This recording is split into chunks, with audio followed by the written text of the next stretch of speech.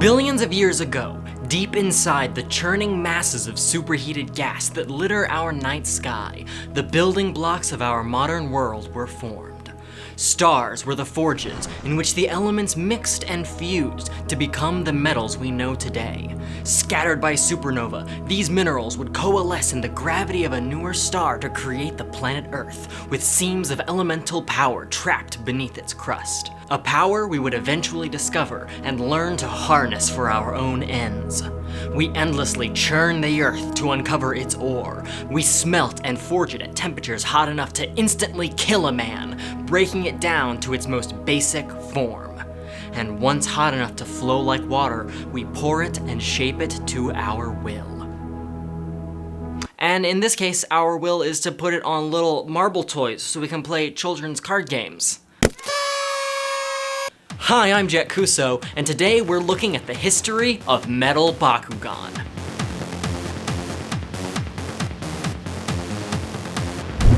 Metal Bakugan have been around for nearly as long as Bakugan itself, and like everything, Metal Bakugan started off small. Part 1! B1 Metals! The first appearance of a Metal Bakugan was accompanied by no fanfare whatsoever. Dual Hydronoid and Delta Dragonoid were the first evolutions seen in the anime, and they were released in normal booster packs at normal prices. The die-cast metal ring around Hydronoid created incredible stability for forward rolls, making him one of the most reliable Bakugan at the time. In theory. I'm choosing my ace in the hole, Hydronoid. Go! Hydronoid, no! In fiction, this metal ring was shown as a mecha Gigan-looking saw wheel embedded in his torso. I shudder at the thought of what his internal organs must look like. Delta Dragonoid didn't get anything like that in the show, but the toy's sideways metal ring allowed for beautiful side spins that I've shown off many times on this channel, even as far back as my first ever video on YouTube, Awesome Bakugan Trick Shots. Except that version was no tiny B1. That version of Delta was a Part 2! B2! You're gonna lose your voice before this is over. Yeah, it's not really good for me. No. Okay, so the shift between B1 size to B2 size was kind of a mystery, but I can infer that they wanted to make the Bakugan bigger to make them sturdier and to avoid choking hazards. And beyond just choking, even if a kid could actually swallow a B1 Bakugan, it's the last thing you'd want in your guts. B2s brought us the Special Attack series, a set of higher priced Bakugan that came out with special features. This is where you get your Spin Bakugan and your Jumpin' Bakugan and your Preus 2s. None of them really attacked, specially, but it's a fun name. Special Attack! Yeah! From B2 through the near future, Metal Bakugan were called Heavy Metals. Rad name, 10 out of 10. Delta Dragonoid got a heavy metal treatment, but for whatever reason, Dual Hydronoid didn't get a B2 heavy metal version. Only Shut up! You're not cool! Dual Hydronoid, on the other hand, did not get a B2 heavy metal version. Only sad plastic rings.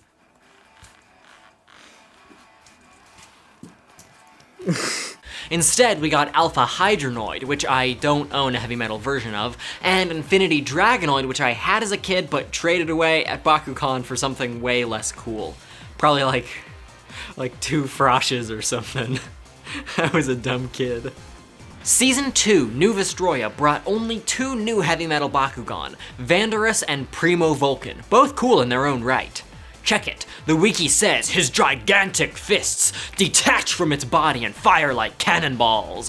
Now, I don't know if that means the balls are like cannonballs, or the fists turn into cannonballs, or the balls themselves are cannonball-like. But either way, that's the Primo Vulcan. Speaking of Bakukhan, Part 3!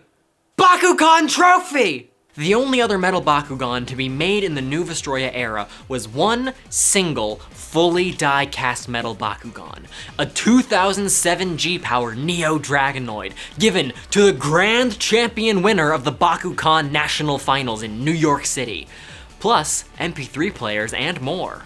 The winner was a lad named Christopher Ruff, but this Bakugan may or may not still be in his possession. A person named BakuBlitz on Instagram has posted numerous photos and videos proving he does indeed own a die-cast metal Neo Dragonoid with 2007 B power, which he bought for $700. It activates with a switch, it comes in the same box, but we don't know if it's the die-cast metal Neo Dragonoid with 2007 B power that Christopher Ruff won. We also have a one-of-a-kind die-cast Bakugan for the team here, with that 2007 G power. I have reason to believe that, despite Johnny Bakugan's claim of it being one of a kind, a die-cast Neo Dragonoid was shown off at the 2019 Invitational. Kimbo filmed a video of it, so unless this one was stolen and sold from the Invitational, there are at least 2 of these Bakugan that exist. But Kimbo says that Tillman said that this one was one of a kind. Now, BakuBlitz, who also goes by Supermassive Nut on Reddit, posted a photo with the headline, "This one escaped Spin Master's captivity." But they clarified in the comments. "If I may, how did you get this Bakugan?" "I bought it from a guy who got it as a gift from his dad who was a Spin Master employee. At least that's what I understand from what he told me." Alright, fine! So that's at least 3 of this one-of-a-kind Bakugan, huh? And then this rando in the comments of Kimbo's video says they have one. And there have to be even more than that if random employees' kids are... whatever. This is a topic for another video. Moving on to the next... Part 4!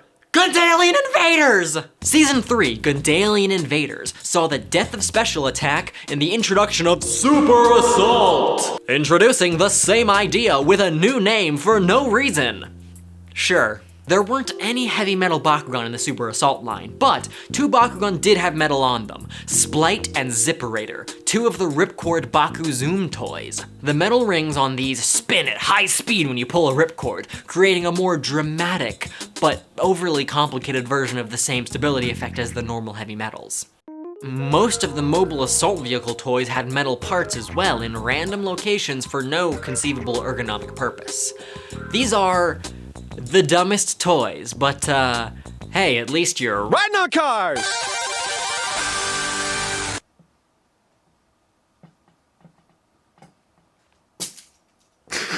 Unfortunately, the completely non-thought-out and random placement of metal parts on the mobile assault vehicles was no outlier. It was, and I say this with a heavy heart, only the beginning of what was to come.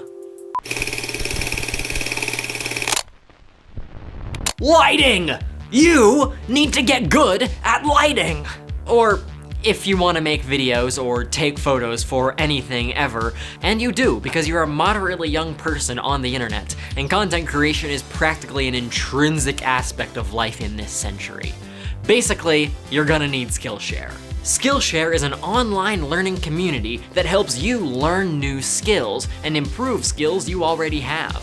Video editing, cinematography, camera basics, every step of the way, Skillshare has quick and easy classes to help you learn what you need to know. Lighting is the most important part of making a video look good. So, you should take a look at Jordy Vandeput's Introduction to Lighting for Videography class. I've recommended Jordy's classes before, and I will continue to do so until all of you have joined Skillshare and looked at least one of his classes. The first 1,000 people to click the link in my description get a 1-month free trial to Skillshare Premium, totally ad-free. Nothing should get between you and the creative self you know you can be. So click the link and join Skillshare today. Thank you so much to Skillshare for sponsoring this video. Where was I? Right. Part 5, Mectanium Surge, or how to make metal parts boring. Bakugan Mectanium Surge. The power of Bakugan is fused with metal. Feel the weight as they roll into battle with more force. Destroy anything that gets in your way. All die-cast Bakugan are made with metal. You can power your way to victory. Sent an additional accessory sold separately. Okay, so that looks pretty crazy, right? That looks like a heck of a lot of metal. I mean, holy cow, the entire bottom half of that Bakugan is metal. Silver! The entire bottom half of that Bakugan is metal. Silver! What do you mean silver? It's not metal, it's just silver. Yeah, metal is usually silver colored. Paint? It's painted silver. Only the feet are metal, the rest is paint. Oh. Oh no. Yes, it's true. Every single Mectanium Surge Bakugan came equipped with die-cast metal parts, just like the advertising said. Like these little twiddly bits on Bowl Cannon, and these little flaps on Dragonoid. But they knew little bits like that just aren't enough to count as a gimmick, not when Heavy Metal Bakugan used to have huge weighted rings. So they decided to play a little bit of what we in the marketing business call lying. Or, okay, not lying exactly, but there was some slight deception at the very least. If you say a Bakugan has metal and make a big deal about it and paint half of the ball silver, every kid is going to think that half of every toy is going to be metal. That's what I thought when I was a kid. So even though the metal parts would be cool, even in small quantities, since they made it look even cooler than it actually is, the result is only disappointment.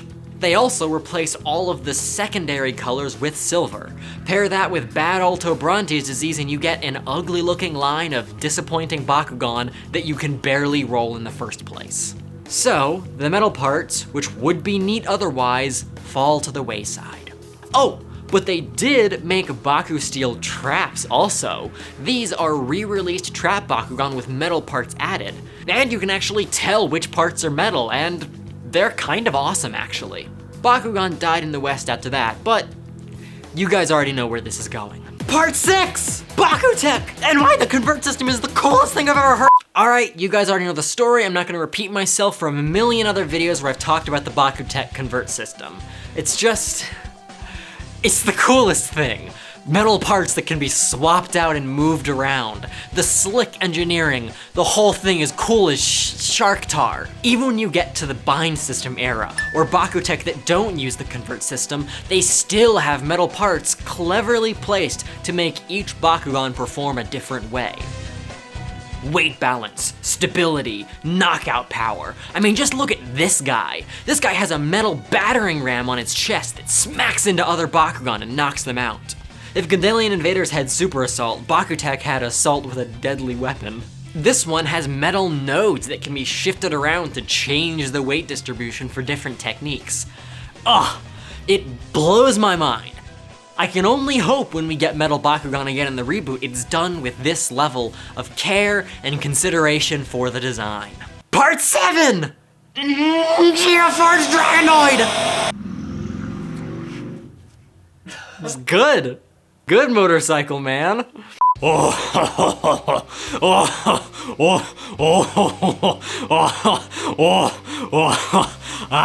Yes, this is Geoforce Dragonoid. Not only a return of the classic Maxis Dragonoid type combiner, but the first reboot Bakugan to feature die-cast metal parts. With one exception being a funky die-cast Dragonoid Ultra shown off at the 2020 Invitational, which actually might be the only real one-of-a-kind rarest Bakugan? Who even knows? I'm gonna be real with you. This scared me when I first saw it. It's the same exact Mectanium Surge colored silver, and it has silver over the magnet plate, but sure enough, when I got a Geoforce Dragonoid, every silver piece is actually metal. Beyond that, it might contain more metal than any Bakugan prior.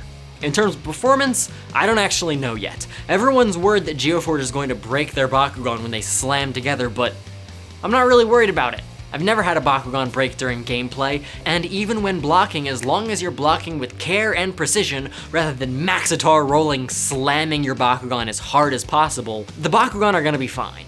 If someone's being irresponsible and you're afraid they're going to break your stuff, just don't play with them. I don't wanna play with you anymore. But either way, it is gonna be very interesting to see how Geoforge performs. It's cool, variety is cool.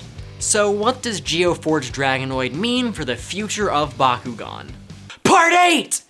Everything is chrome in the future! Alright, suckers, here's how it's gonna go down. Bakugan Reboot Season 4 is being produced right now. We haven't seen a single sight or leak or image from the entire reboot, and I promise I have zero insider knowledge on this. This is all prediction. I think that Geoforce Dragonoid is just a test run for Metal Bakugan. Maybe metal torsos like Geoforged Dragonoid, but I think more likely we'll just get random metal parts more along the lines of Mectanium Surge.